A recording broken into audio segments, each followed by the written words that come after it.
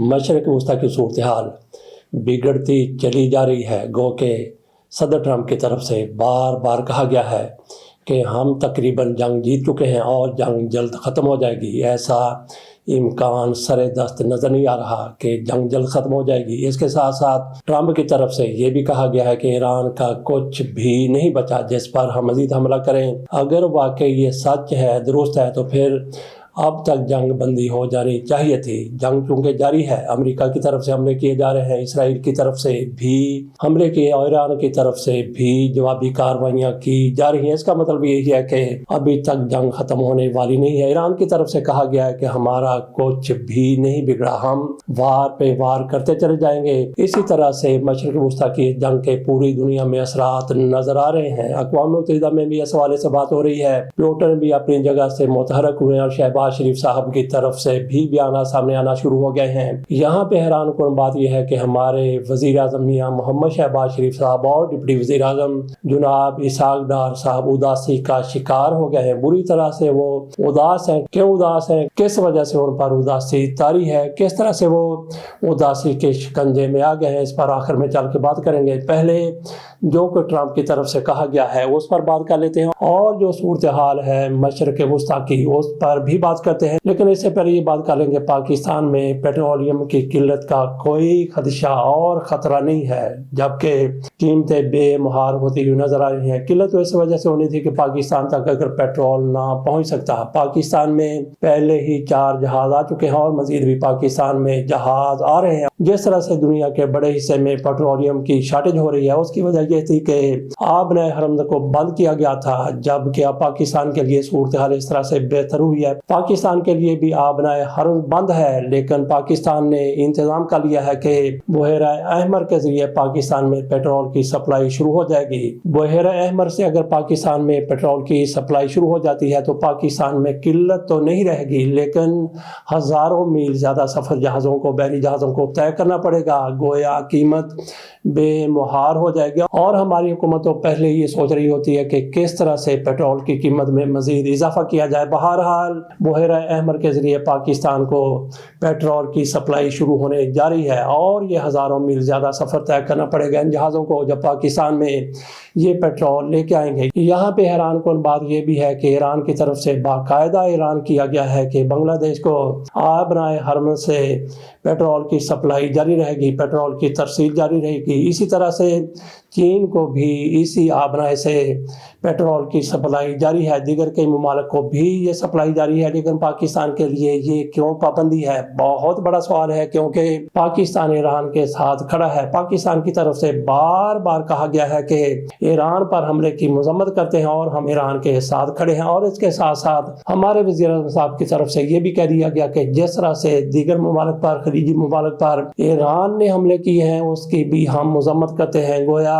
ان کو بھی ناراض کر لیا، ان کو بھی ناراض کر لیا، حالانکہ ان کی خواہش تو یہ تھی کہ یہ بھی راضی ہو جائیں گے، وہ بھی راضی ہو جائیں گے۔ ایران کے حوالے سے ہم نے بات کی، یہ کہا کہ ایران کے ساتھ کھڑے ہیں تو ایران راضی ہو گیا، لیکن جس طرح سے ایران نے اپنے پڑوسی ممالک پر حملے کیے تھے، کیا وہ اس سے راضی ہوگا؟ کیا امریکہ اس سے راضی ہوگا؟ کیا اسرائیل اس سے راضی ہوگا؟ اسرائیل راضی ہوتا ہے یا نہیں ہوتا اس سے کوئی فرق نہیں پڑتا، لیکن امریکہ کے راضی اور ناراضی ہونے سے فرق پڑتا ہے۔ اسی طرح سے ان کی طرف سے کہہ دیا گیا کہ جس طرح سے ایران نے خلیجی ممالک پر حملے کی ہے اس کی بھی شدید مذمت کرتے ہیں۔ یہ بات ایران تک پہنچی تو ایران بھی ہو سکتا ہے کہ ناراض ہوا ہو۔ یہ ہمارے وزیر اعظم صاحب کی حکمت عملی تھی۔ ہو سکتا ہے کہ انہوں نے جس طرح سے سوچ کر یہ بیان دیا اسی طرح سے دنیا نے بھی اس کو دیکھا ہو، اور پاکستان کے حوالے سے کسی ملک کے اندر کوئی منفی جذبہ پیدا نہ ہوا، نہ ایران کے اندر اور نہ ہی خلیجی ممالک کے اندر۔ تو آپ کے سامنے دیگر خبریں بھی رکھ دیتے ہیں۔ یہاں پہ یہ خبر ہے کہ آبنائے حرمز خلیج عمان میں 3 بحری جہازوں پر ایرانی حملے کیے گئے ہیں۔ ایران کے پڑوسی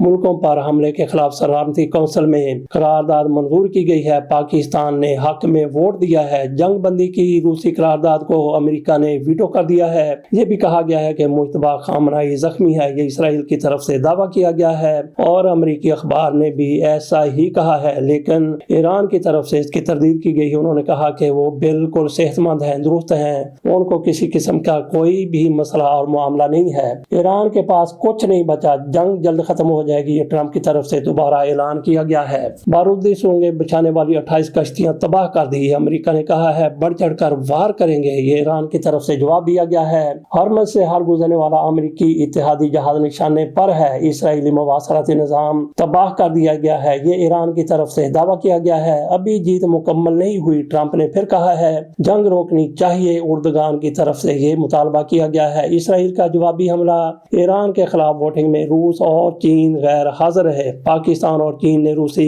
قرارداد کے حق میں ووٹ دیا تھا، 4 ممالک نے مخالفت کی جبکہ 9 غیر حاضر رہے۔ شہباز شریف اور پیوٹن کے درمیان ٹیلی فون پر رابطہ ہوا ہے۔ جنگ ختم کرنے کے لیے ایران کے حقوق تسلیم کرنا ہوں گے، یہ ایران کے صدر پزشکیان نے کہا ہے۔ تعلقات مستحکم بنانے کے لیے پرعزم ہے، یہ وزیر اعظم شہباز شریف کی طرف سے پزشکیان سے بات چیت کے دوران کہا گیا ہے۔ پاکستان مسلم ممالک کے ساتھ رابطوں اور تعاون کے فروغ کا خواہاں ہے۔ کشیدگی خاتمے کے لیے سفارتی کوششیں جاری ہیں، مذاکرات کو ناگزیر سمجھتا ہوں، یہ ہمارے وزیر اعظم کی طرف سے کہا گیا ہے۔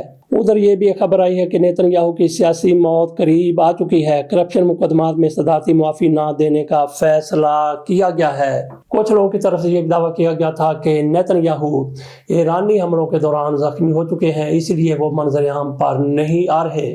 اب تھوڑی سی بات کر لیتے ہیں۔ ہم نے جیسا کہ شروع میں کہا تھا کہ ہمارے وزیر اعظم اور ڈپٹی وزیر اعظم اسحاق ڈار صاحب، شہباز شریف صاحب اداسی کا شکار ہو گئے ہیں، اور ان پر اداسی کے یہ دورے کیوں پڑ رہے ہیں؟ دوروں سے مطلب یہی ہے کہ جس طرح سے ہمارے وزیر اعظم صاحب شہباز شریف صاحب عموماً بیرون ملک دوروں پر رہا کرتے تھے، اسی طرح سے اسحاق ڈار بھی دوروں پر ہی رہا کرتے تھے۔ پاکستان میں یہ کبھی کبھی ریسٹ کے لیے آ جایا کرتے تھے۔ اداسی ان پر اسی لیے طاری ہے کہ اب ان کے غیر ملکی دورے بند ہو چکے ہیں، جنگ کی وجہ سے بند ہو چکے ہیں، اور یہ کسی بھی ملک کے دورے پر جانے کے لیے آپ بھی تیار ہیں، لیکن چونکہ مشرق وسطیٰ کی صورتحال ایسی نہیں ہے کہ آپ کے جہاز پرامن طریقے سے سفر کر سکیں، اس لیے یہ مجبور ہو چکے ہیں کہ پاکستان میں ہی ان کو رہنا پڑ رہا ہے، اس لیے یہ اداسی بھی محسوس کر رہے ہیں۔ باقی جہاں تک پروازوں کا تعلق ہے، پاکستان سے باہر جانے والی اور پاکستان کے اندر آنے والی بہت سی پروازیں کینسل ہو رہی ہیں، اور یہ بھی خبر سامنے آئی ہے کہ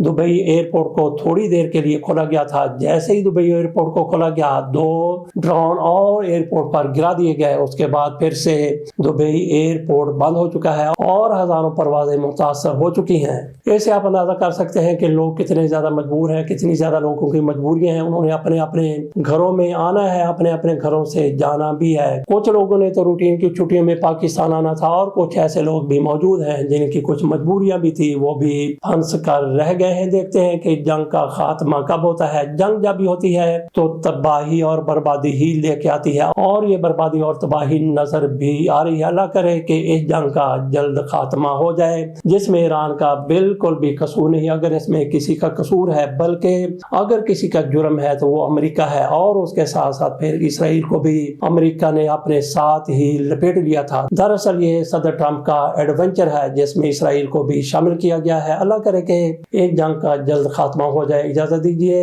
اللہ حافظ۔